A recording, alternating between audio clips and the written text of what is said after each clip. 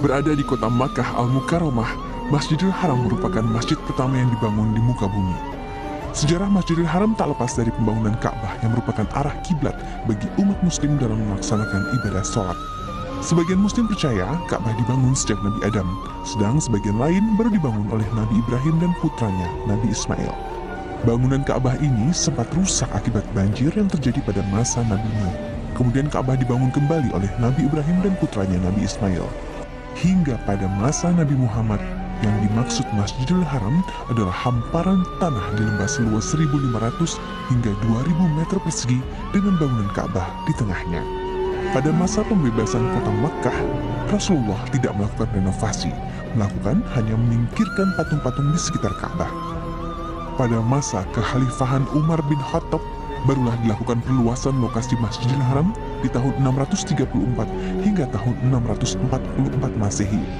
Umar bin Khattab juga memerintahkan pembangunan dinding pembatas dan pintu-pintu masjid, termasuk melapisi lantai tempat tawaf dengan batu kerikil.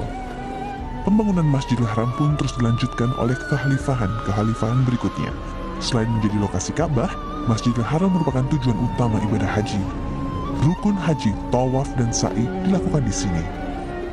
Berada di tanah haram atau tempat di bumi yang paling dicintai Allah Subhanahu wa Ta'ala, Masjidil Haram dijaga ribuan malaikat. Kawasan ini tidak dapat dimasuki oleh Dajjal atau Al-Masih palsu. Melaksanakan sholat di Masjidil Haram juga akan mendapatkan 100.000 kali lipat kebaikan dibandingkan melaksanakan sholat di masjid lain kecuali Masjid Nabawi dan Masjidil Aqsa. Saat ini Masjidil Haram merupakan masjid terbesar dan termegah di dunia. Masjid seluas 350.000 meter persegi ini terdiri dari 3 lantai dan mampu menampung hingga 1 juta orang. Karena begitu luasnya, bahkan pendaran cahaya yang berasal dari kompleks Masjidil Haram dapat terlihat dari luar angkasa, sehingga membuat kota Mekah menjadi salah satu tempat paling terang di bumi selain kota Madinah.